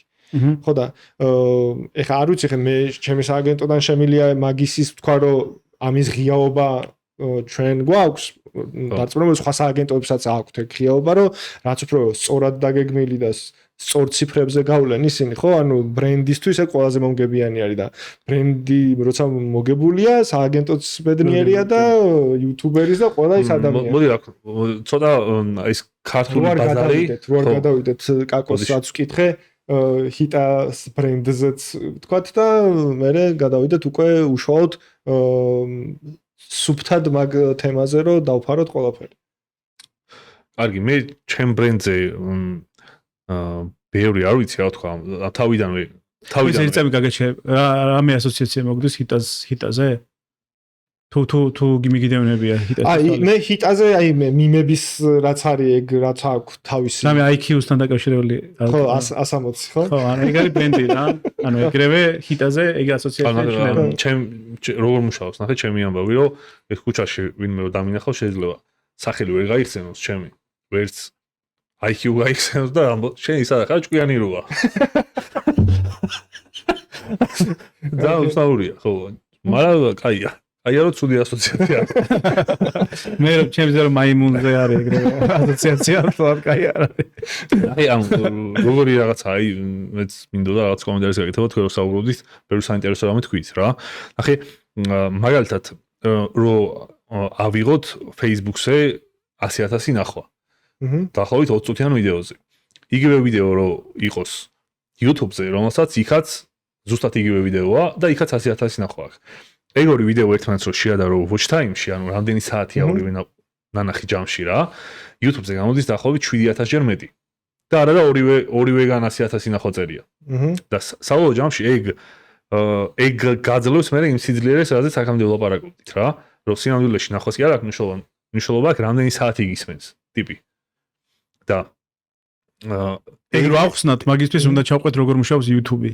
და ეგ კიდე ცალკე ახსნათ ეგ ვიდეოს წარმატება როგორ მუშაობს. ხო, მაგრამ ნახე კიდე რა ახსნათ, იცი, აი მაგალითად ახლა ჩვენ იუთუბერებს გვაქვს ერთმანეთთან სულ კომუნიკაცია და ერთმანეთს ვაძლიერებთ მე თუ რაღაცა სპონსორი მყავს და ვიცი რომ შეიძლება იმიჯურად კაკოსაც ერგებოდის ან სხვა იუთუბერს ერთმანეთს ვეხმარებით კომუნიკაციაში ესე შუამავლებით ვართ და ერთმანეთის გაზრდას და დახმარებას ესე ვცდილობთ. ჩემი აზრით მაგან მოგვიყვანა აქამდე. თორე იქნებოდა ისე ვკისხანა. და არის როგორი საინტერესო ნიუანსი, ნახე. ქართველი იუთუბერების უმეტესობას სპონსორები რაც ყავს, უმეტესობა სპონსორი თვითონ მივიდა ამ ტიპთან. ანუ ცელობა თამხრიდანაც ყოფილა ბევრჯერ, მაგრამ ძირითადად სულ წარუმატებლად თავდება რა. ეგ ბევრმა რაღაცამ გამოიწვია საბოლოო ჯამში. მე მაგალითად საქართველოში რაღაცეები ისე არ მუშაობს, როგორც საზღვარგარეთ მუშაობს. მაგალითად ამერიკელი იუთუბერებს თავისი კომუნიკაციისთვის სულ აქვს Reddit. Reddit-ის კულტურა აქ არ არის, არავის არ აქვს. ან Facebook ჯგუფი უნდა გააკეთო, ან Instagram რაღაც საერთო ჩათი, ან რაღაცა ეგეთი. რაც აქ ადაპტირებულია. ეგრე არის მარკეტერების შემთხვევაშიც რა. აქ ესე რაღაცა research-ით და ამ თვეში ვის რამდენი ნახვა აქვს და ვინ რამდენი პროცენტი გაიზარდა, ანუ მაგითი არავინ არ იღებს გადაწყვეტილებას ვინ დაასპონსოროს. გადაწყვეტილებას იღებენ იმის მიხედვით, ვის უყურებენ თვითონ. და მაგალითად ეხლა მე რომ მიყურებს ტიპი და რამდენიმე წელი ან კაკოს ან სხვა იუთუბერს და ყველაფერი იცის მასე, ანუ და რაღაც მარკეტერია რომელიმე კომპანიაში ან თავისი კომპანია აქვს, როცა მიდის და თანამშრომლობას თავაზობს, იქ იმ ტიპმა ყველაფერი იცის ისედაც რა. ანუ ზედმეტს არაფერს არ ეუბნება, რომ აი მაგალითად სლოგანი ესე თქვია, ანუ ინტონაციით ან ზუმი ახედან იქეთ გააკეთე, ანუ გეუბნება, რომ ეს გვინდა და შენ ვიცი რომ ამას გააკეთებ მაგრად. ანუ ეგ არის იდეალური კომუნიკაცია. და თან არის ესეთი საინტერესო ნიუანსი. ქართველი იუთუბერების უმეტესობას აქვს ესეთი აუდიტორია, რომ 80% უყურებს კაცი რა. შენც არ ვიცი ეგრე თუ გაქვს, მაგრამ გოგოები მაგის შემთხვევაში არ არის, მაგრამ ძირითადად რადგან კაცები ვართ ეგ არის რა. ნახე ხარ რა ხდება. მე ვისთანაც მქონიათ ამ ურთიერთობა სპონსორულ ამბებში. სადღაც 90%-ზე მეტი გოგო არის. ანუ მარკეტერების უმეტესობა ჩემი აღქმით გოგოები არიან. ისინი როგორც სტატისტიკაში ვხედავთ, დიდად თვალს არ ადევნებენ აქაურობას რა, უფრო Instagram-ზე და TikTok-ზე უფრო არის. ამან რა შედეგი გამოიღო? ნახე 2024 წლის რაღაცა ის ბიუჯეტი საით იხარჯება თუ რაღაცა, ეგეთი დატა ვნახე და იქ ჩანდა რომ რა თანხაც დაიხარჯა YouTube-ზე იყო გონი მარკეტინგის ბიუჯეტების რა. გონი 3% და რაც დაიხარჯა TikTok-ზე იყო 48. და Pinterest-ზე იყო 7 და რაღაცა კიდე LinkedIn-ზე 11 თუ რაღაც. ანუ ძალიან შოკის მომგვრელი იყო ჩემთვის ეგ ყველაფერი. ხო და ეს მაგალითად სააგენტოები რო თანამშრომლობენ, სააგენტოების გავლით თანამშრომლობები პრაქტიკულად არ ყოფილა აქამდე. შეიძლება კაცი და მოდი ვილაპარაკოთ ეს.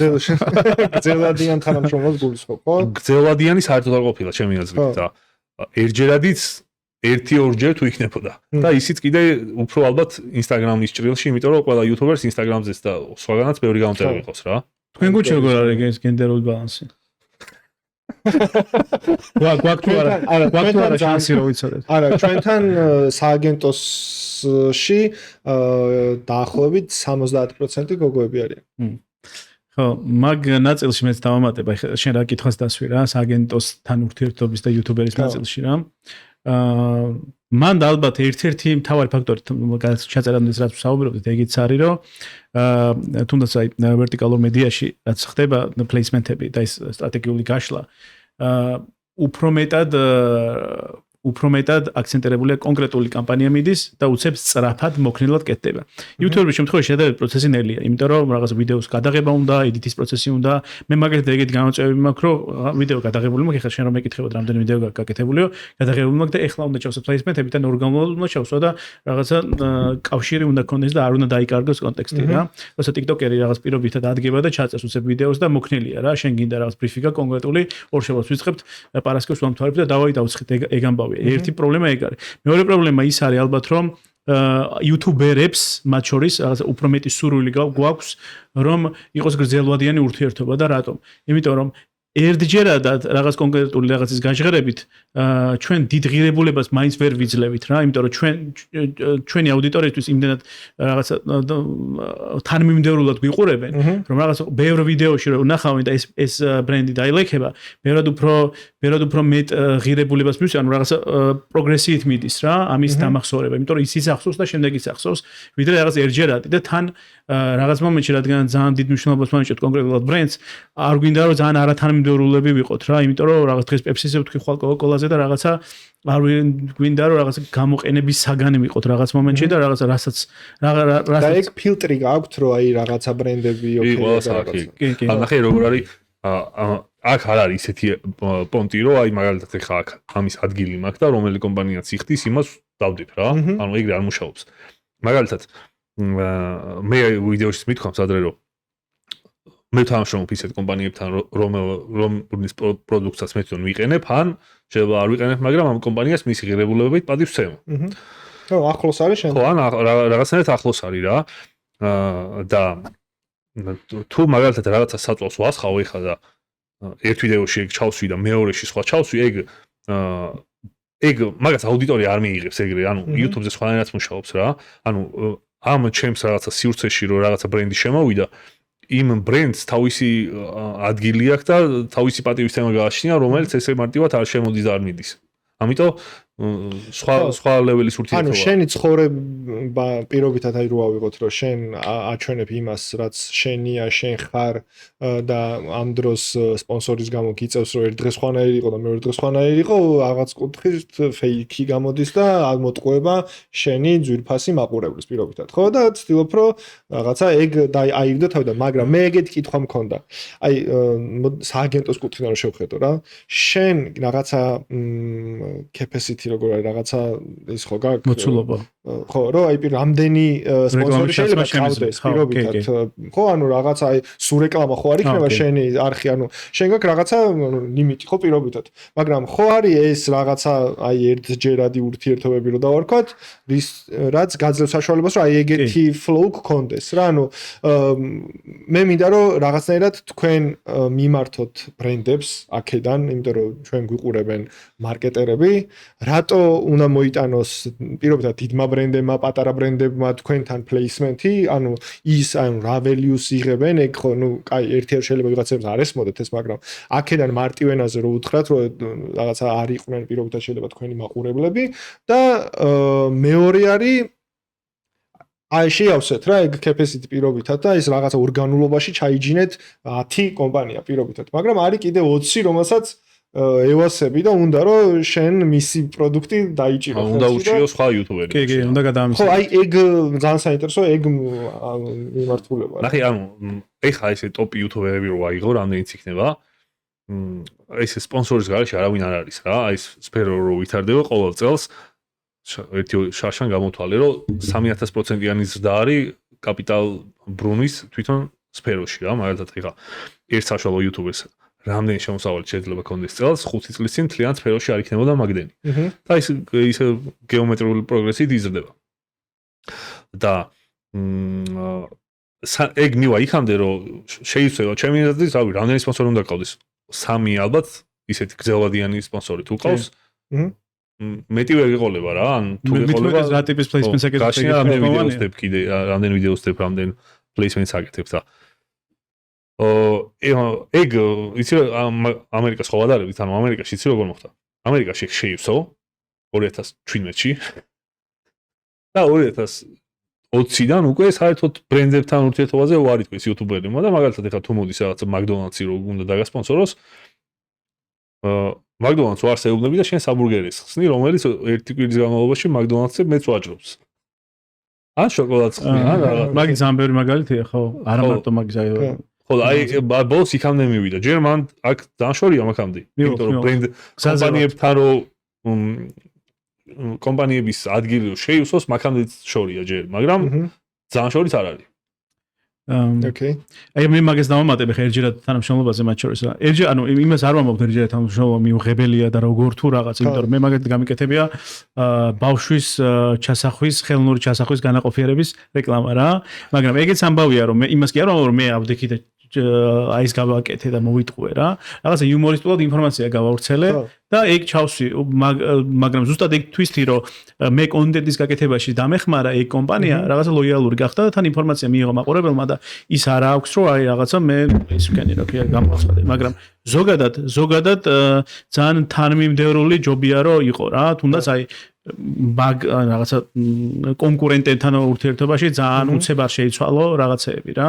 იმიტომ რომ შეუძლებელი რომ ეგრე დაემთხვის ბოლომდე გაიფილტროს ყველაფერი რომ ჩემი ინტერესები და პლუს კომპანია რასაც ვიყენებ ყოველდღიურობაში ზუსტად ეგ იყოს და ასე შემდეგ. მაგრამ მანდაც რაღაცა ეს ეთიკური რაღაცები უნდა გამოვიყენოთ რომ ბოლომდე რაღაცა იმაში ვიყოთ რა.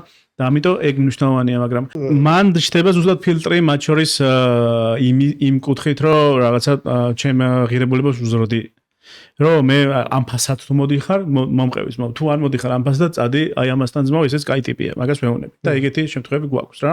და რადგანაც ბრენდებს გვაქვს კომუნიკაცია სხვა იუთუბერებთან პირობით. ჩვენს გვაქვს კომუნიკაცია ერთმანეთთან და დაახლოებით ჩვენი გავლენით ან რეიტინგებით ან იმ ხედვით, რასაც ისინი ხედავენ ჩვენზე, ჩვენც რაღაც ჩვენ ფასს წარმოქმნას წარმოებით, იმიტომ რომ ერთმანეთთან გვაქვს კომუნიკაცია და ეგრე არ არის რომ რაღაცა ეგრე. იმიტომ რომ ასე ლოგიკურ გადაწყვეტილებამდე მივიდივართ. მათ შორის თუ მისი პრიორიტეტი რაღაც გამომწერები, დახვები და რაღაცები, იმას თუ ყავს რაღაც 50,000 გამომწერი და მე 200,000, რაღაცა მინიმუმ ორჯერ შეიძლება ძვირი დავახვედრო მე და ეგრე იფილტრება რა. და საბოლოოდ მან რჩებიან ბრენდები, რომლებიც თუნდაც დამწყებებთან შედიან და რჩებიან ბრენდები, რომლებიც დიდებთან შედიან და მანდ ძალიან მნიშვნელოვანია სწორი ბრენდის შემოყვანა რა.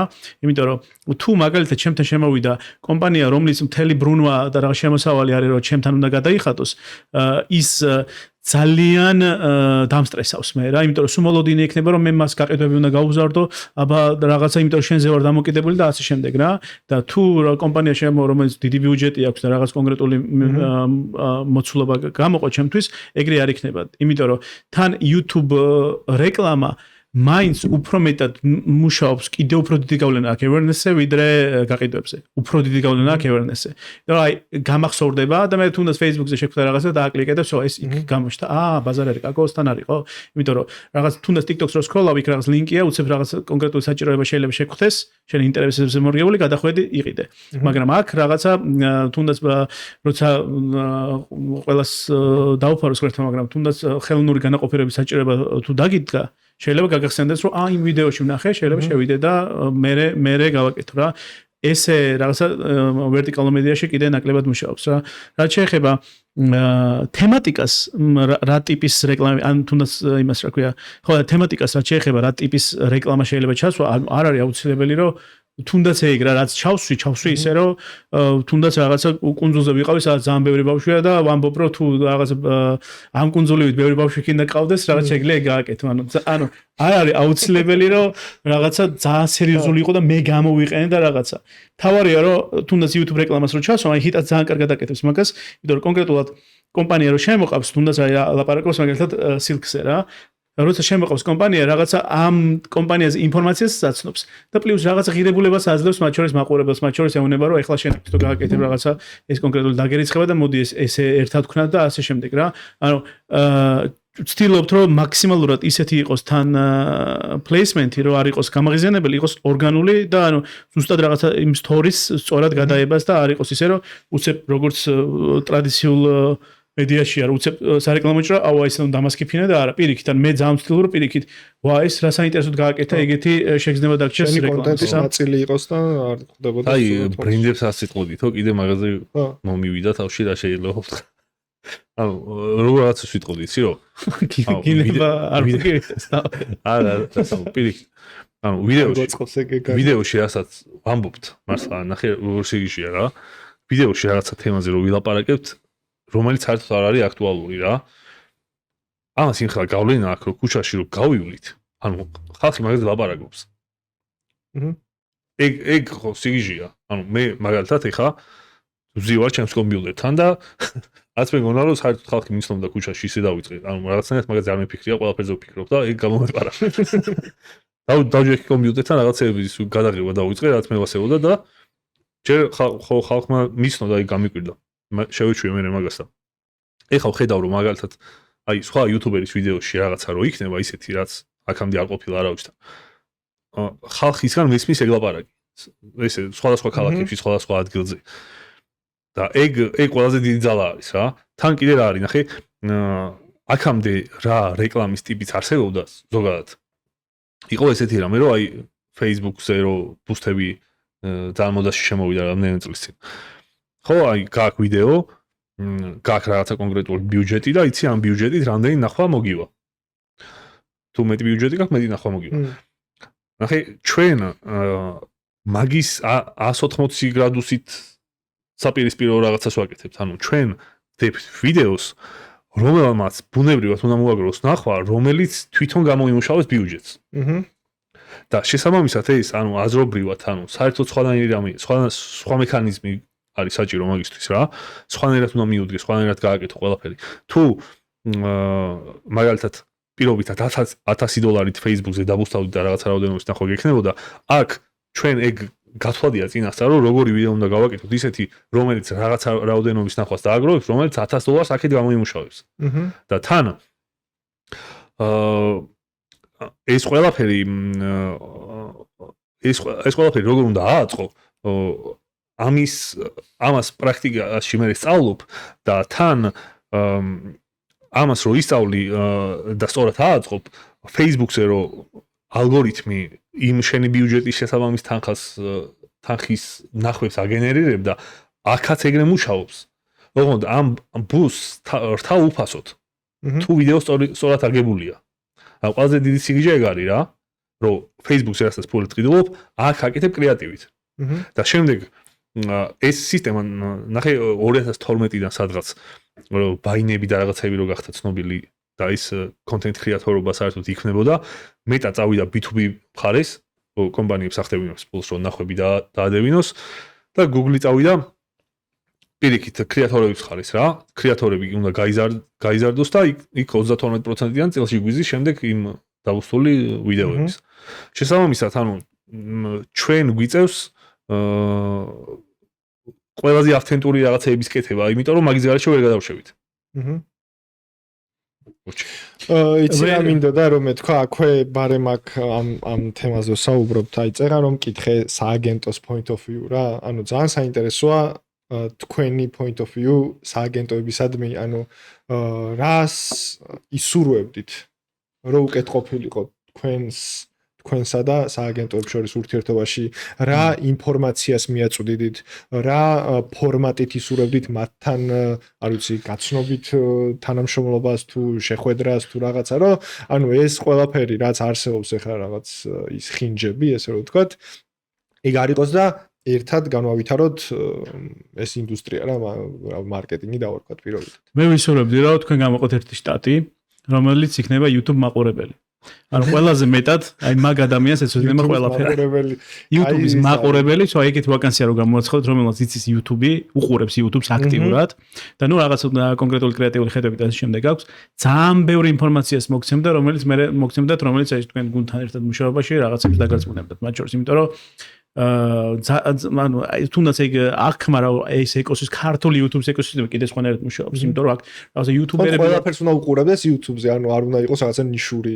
კი, ანუ რაღაც ძირითადად ეგრე ხდება ხოლმე, რა YouTube მაყურებელი ეგეთია, რომ ძალიან ბევრი ანუ იციან YouTuber-ები, ვინ ვისთან მეგობრობს, ვინ ვისთან რაღაცა შეიძლება დაპირისპირება შეიძლება იყოს, ვინ რაღაცა პოდკასტში ყველაზე კარგი პერსონა ვინ შეიძლება იყოს ამ პირიქით. აი ეგეთი ტიპის ამბები იციან კარგმა მაყურებელმა, ქართულმა YouTube-ის მაყურებელმა იცის.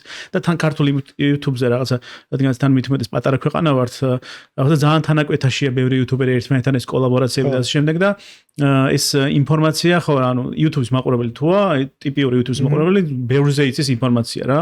და ეგეთი ტიპი რო ყავდეთ, ძალიან ბევრი რაღაცას გაიგებდა ჩვენზე, მათ შორის თუნდაც იმაზე რომ პირობითად მე არ დამტკიცება რომ მე ასეთი ტიპი ვარ, იმას ეცოდინება და მე როგორი ტიპი ვარ და თქვენ რო რაღაცა სარეკლამო კამპანიას დაგეგმავთ, გეცოდინებათ რომ აი ეს ტიპი ამას რაღაც კრეატიულად გააკეთებს, ეს ტიპი რაღაცა პირობითად სწორი ინფორმაციას მიაწოდებს და აი მაგალითად ჰიტა შემთხვევაში მე ჩემ შემთხვევაში შეიძლება ეგრე იყოს რომ რაღაცა ძალიან კრეატიული პლეისმენტი ჩავსვა ისე რომ ვიდეოს მანძილზე არ მოგბეზრდეს ყურება და რაღაც Amazon ჯუნგლებში თუ რაღაც სახლში ნებისმიერ შემთხვევაში შემთხვევაში ძალიან ორგანულად წავიდეს ეს პლეისმენტი და ეგ მაგ. კიდე შემთხვევაში მაგალითად შეიძლება იყოს და ეს რაღაც ხუმრობით ან რაღაცა ისე იყოს, რომ ძალიან ორგანულად წავიდეს. კიდე შემთხვევაში ის ღირებულებაა, რომ ინფორმაციას ძალიან ზუსტად და სწორად მოგაწვდის და რაღაცა ბევრ ღირებულებას მოგცემს და ეს რომ დამოღამებული აქვს 15 ვიდეოში და არა იმაში რომ უცებ შევიხედე და დავაჭირე და ვნახე, უფრო მეტი აღქმა აქვს საერთოდ კონტექსტზე და კიდე უფრო მეტი საინტერესო რაღაცების დაგეგმა შეგვიძლია რა. თან იმ პირობებში რომ კიდე სააგენტოს როლი კიდე იმიტოა შემცირებული რაღაც დონეზე რომ ჩვენ ყველაზე მეტად გვესმის ჩვენ როგორ გავაკეთებდით რეკლამას, ჩვენი სენსი გვესმის და რადგან სააგენტოს უფრო მეტად აი კრეატივში და კოპირაიტინგში მეტი როლი აქვს ხოლმე როცა ესეთი რაღაცა ხდება.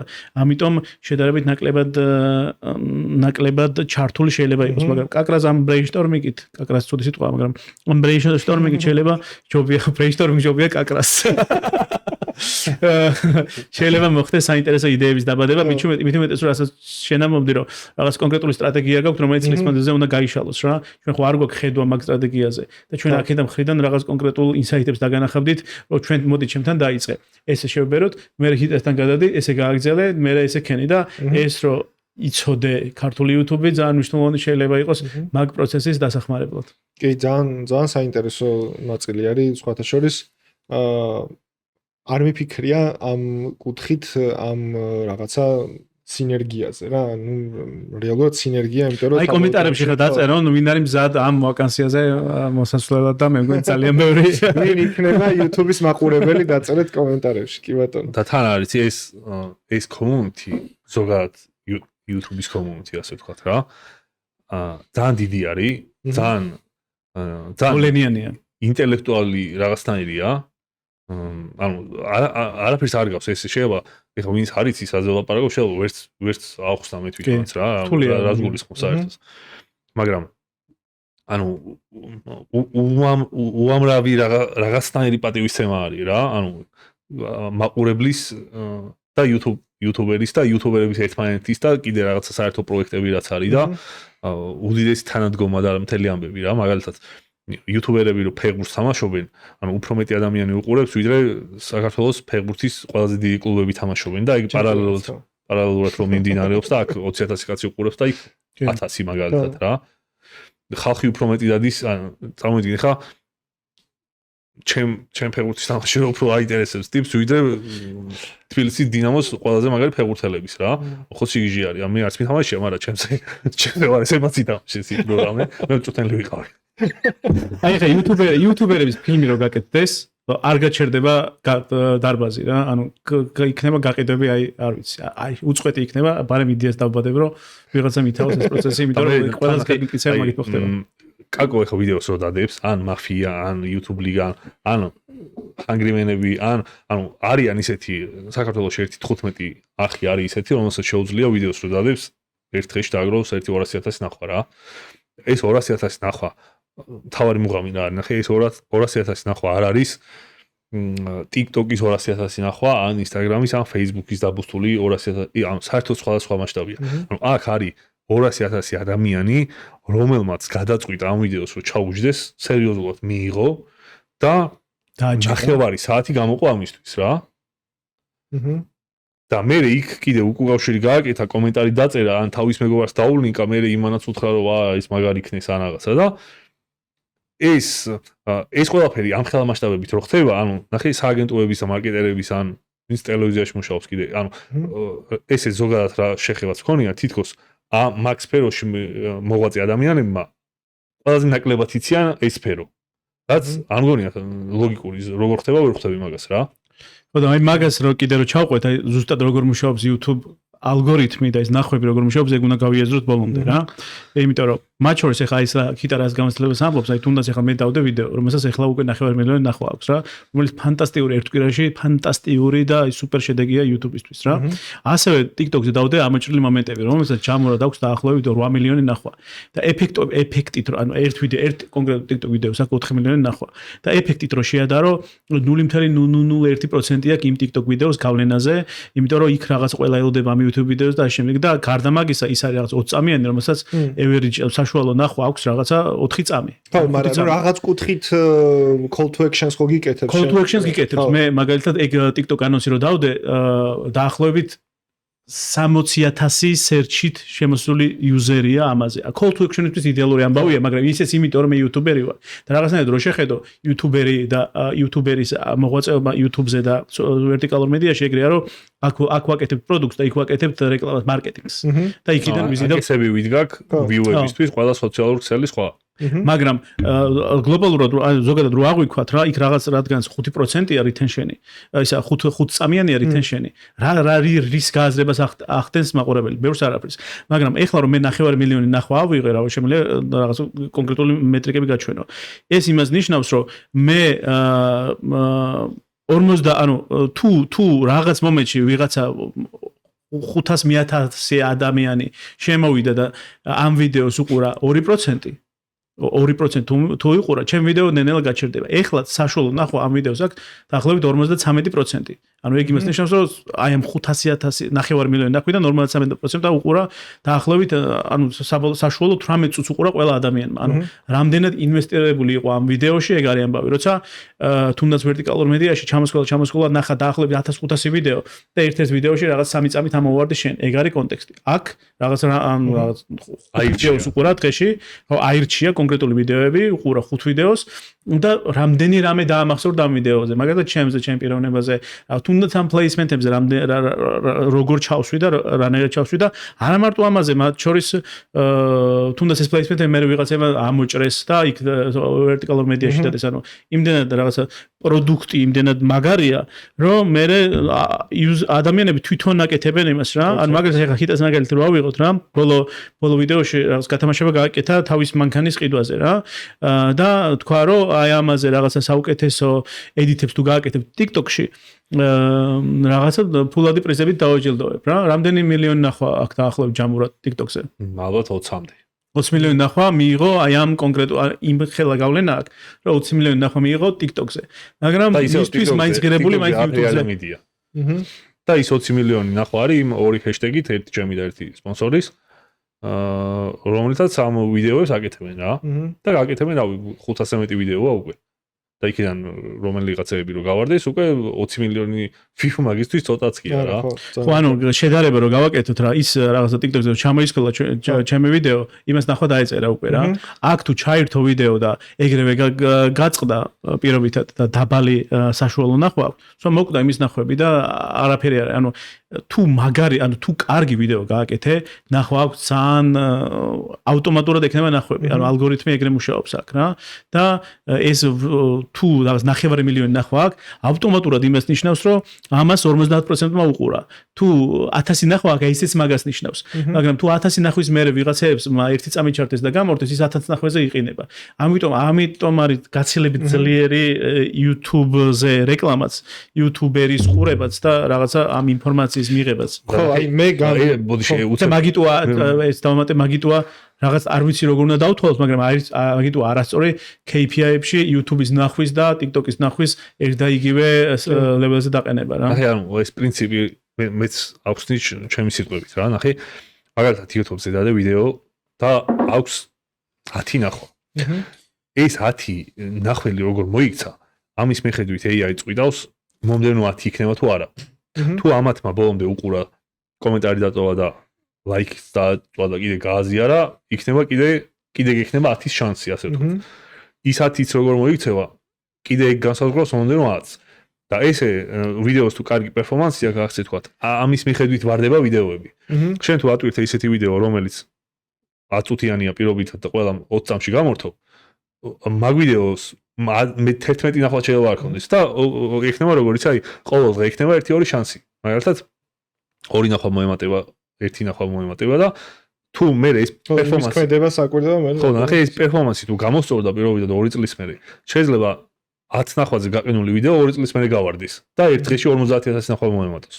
ჩვენ ახლა გარანტირებულად ვიცით რომ ეს ვიდეო ყველაზე რეიტინგულია უკვე. ვიღაც რო უსმენს ეს ვიდეო უკვე ყველაზე რეიტინგულია, იმიტომ რომ YouTube-ზე ჩვენ ვართ. ხო, ანუ YouTube-ზე რაღაცას ნახე. ინტერესი იცოდე რომ ეგ უეჭველი მოწონებადია და იმიტომ აქ თორე არ ეხნებოდა რა. და ჩვენ რადგანაც მოვიდით აქ, შეიძლება ანუ უფრო დიდი შანსია რომ YouTube აუდიტორიამაც მათ შორის ნახა ეს ვიდეო და ეგ თან იმას ნიშნავს რომ მაგალითად ჩემი Amazon-ის ვიდეო რადგანაც ეს მასშტაბური თემა გავაკეთე და საინტერესო იყო აუდიტორიისთვის ძალიან ბევრი ახალი ადამიანი მოვიდა მათ შორის იმიტომ რომ ვერტიკალურ მედიაში ანონსი გავაკეთე ამან გამოიწვია ის რომ ვიღაც დაინტერესებული ადამიანი ვინც მე გამიცნეს ამ ვიდეოში პირობითად ჩაყვნენ ძველ ვიდეოს და ბოლომდე დამამუყამეს რა რაღაცა ის მოხდა რა ქვია მოვიწვიე და გადაუყურნენ ძველ ვიდეოებს იგივენაირად შეიძლება ამ პოდკასტის შემთხვევაში ეგრე მოხდება იმიტომ რომ ანუ იმ ადამიანებს ჯერ შენ რო დაიწყე და ჯერ ახლა კონკრეტული რიჩები არ გაქვს მიღებული ჯერ წარმოდგენა არ აქვს ჩვენზე მაგრამ ეს ვიდეო რადგანაც უფრო მეტ ინტერესს გამოიწვევს და უფრო დიდხანს დარჩევენ ადამიანები იმიტომ რომ ჩვენ პირადად გვიცნობენ უფრო მეტ რეკომენდაციებს მისცემს ამ ვიდეოზე და მე ამ ვიდეოდან სხვა ვიდეოებზეც და ეგ არის ამ რაღაც არხის განვითარების ტენდენცია ეგრე იქნება რა და მე მაქვს ესეთი ინიციატივა მეგობრებო თქვენთან ძალიან ეხლა რეალურად ეს პოდკასტი რისთვისაც გავაკეთე იყო ის რომ ინდუსტრიაში თვითონ ამ ინდუსტრიაში არ არსებობდა ესეთი პოდკასტი სადაც კამპანიებზე საუბრობდნენ სააგენტოები და ბრენდები მის მიღმა რა პროცესები გაიარეს როგორ დაგეგმეს როგორ აღასრულეს და ასე შემდეგ და ნუ ძალიან საინტერესოა მოკლედ მაგ პროცესებზე საუბარი და ზოგადად მინდა რომ არა მარტო იუთუბერებს ყველა კონტენტ კრეატორსთან იყოს აი ეგეთი ღია დისკუსიები რომ მოვისმინოთ მათ რა აწუხებთ მათ რა იდეები აქვთ რით შეიძლება კიდევ უფრო განვითარდეთ ეს სფერო ძალიან საინტერესო იქნება ცოტა გვერდზე და მაღლა უნდა დაგვაყენოთ გვერდზე და ზევიდან უყუროთ ძალიან საინტერესო იქნება თქვენი სტუმრობა უშუალოდ ბრენდებთან ერთად რომ აი ის თუნდაც აი ის პარტნიორები რომლებიც თქვენ ყავთ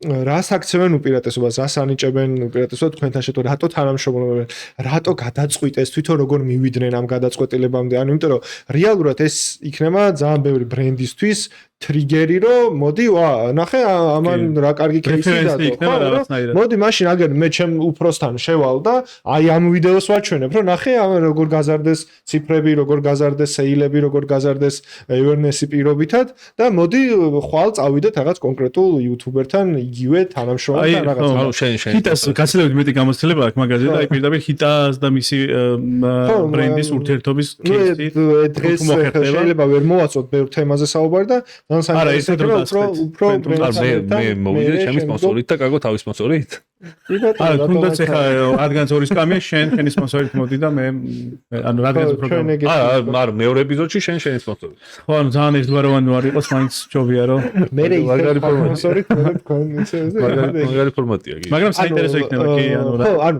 საინტერესო ბევრად უფრო ღირებული იქნება იმიტომ რომ ჩვენ მაინც ვინც არ უნდა გვისმენდეს ეხა მაინც მეორე მხარე ვართ მაგრამ როცა შენ ინდუსტრიაში მოთამაშეს ენდობი რომლებიც ყოფილია თუნდაც რა ჩემი აზრით ჩვენთვისაც ძალიან მაგარი იქნება პრინციპი ჩვენთვის იქნება მაგარი ხო ყველას მაგარი ჩვენთვის იქნება ანუ იცი რა მაინც ანუ გეგმს ამოვავსებთ იმიტომ რომ მაგამ ბავშვი ხო და ეგ ძალიან კაი პრეცედენტი იქნება სიგიჟე შედეგებია რა ამ სფეროში მართლა ესე კარგი იქნება მაგალითად საუბარი რა მაგალითად რაღაც აპლიკაციას რო რეკლამას გაუკეთებ და როიც რომ მარტო შენ უკეთებ რეკლამას და მთელ საქართველოში App Store-ზე და Play Store-ზე განმოწერებით პირველი ხდება. ეგეთი кейსები გვაქვს მაგალითად ბევრი.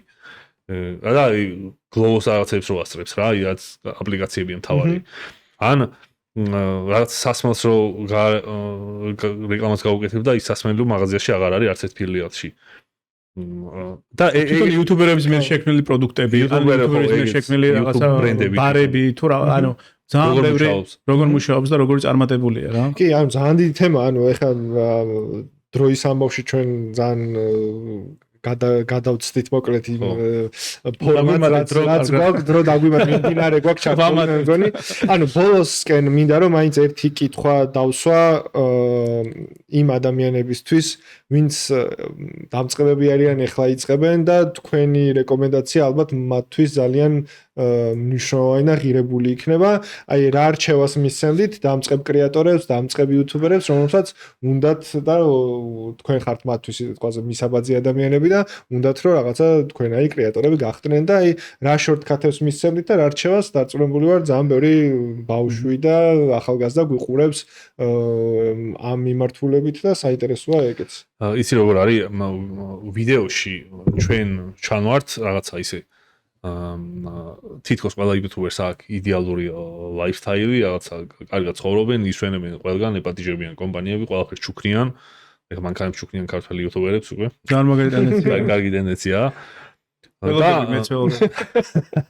ანუ სულ ეგეთი luxury lifestyle-ი თუ რაღაცა ეგეთი იმიჯი გვაქვს და სიამოვნებაში ეგრე არის, მაგრამ მაგამდე მისვლა არის რთული. ანუ როგორ არის ხა ნახე, მე ურჩევ ესეთ რაღაცას ადამიანებს, ვისაც უნდა ამ სფეროში დაიწყოს რაღაცების კეთება, დაიწყოს იმ შემთხვევაში თუ მზად არის რომ ეს აკეთოს წლები. ანუ ეს არ არის ისეთი სფერო, სადაც უცებ რაღაც გამდიძრდები და მერე წახვალ სადმე. ანუ ჯერ ვერსად ვერ წახვალ, იმიტომ რომ ეს ცნობადობა სულ დარჩება და მაგისთვისაც მზად უნდა იყო და თან კიდე ზოგადად აუცილებელია რომ იყო ჭკვიანი ზოგადად რა. იმიტომ რომ გიწევს 30-მდე პროფესიაში რომ იყო რაღაცა ტოპ ლეველზე რომ გაკაჩო. ანუ თავიდან მოდი რამდენიმე ჩამოთვლი რაც გამახსენდება. მაგალითად რო ავიღოთ ხმის ინჟინერია. ანუ მიკროფონთან ურთიერთობა უნდა იცოდე რა. უნდა იცოდე კამერა, გასწორება, რაღაც ფოკუსი, განათება, რეკორდინგი, კამერასთან მოქცევა, კოპირაიტინგი, ანუ მეტყველება, კამერასთან ახლოს ყოფნა რო არ დაიბნე.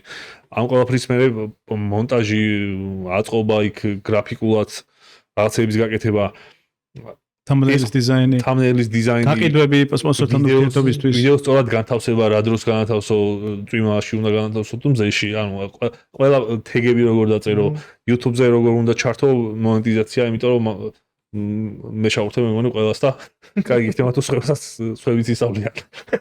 ბუღალტერია როგორ დაალაგო, ბუღალტერია როგორ მოაგვარო, ანუ 30-ზე მეტი არის ეგეთი რაღაცა რა, როგორ უნდა აწყო ბრენდი სწორად.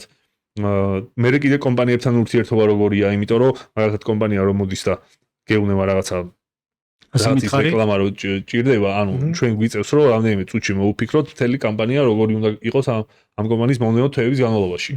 და ეგეც ჩვენი მოსაფიქრებელია ხოლმე რა ხშირად. კიდე არის ყველაზე მთავარი, რაც ვახსენე მანამდეც, რომ ამ ყველაფერს შეიძლება აკეთებდე და სადღაც გაიჭედო, იმიტომ რომ ეს მუდმივად აქტუალური ვერ დარჩე. მე შენ თავზეც კიდე ყოველთვის უნდა იმუშაო, რომ ეს რაღაცები, ეს ბევრი რაღაცა რაც არის, სადაც გიჭირს ეგენი ამოქაჩო და სულ განვითარდე. მე კიდე ტრენდები სულ იცვლება რაღაცა. ერთ მომენტში მაინც თუ გაიყინე, აუცილებლად დაილეკები და გიწევს რომ ყველაფერი იცოდე ყოველთვის, ანუ თან მაინდსეტიც ეგეთია, რომ არსებობენ ადამიანები, რომელმაც ყველა ნიუსები იციან ზოგადად ცხოვრებაში, ქვეყანაში და მსოფლიოში.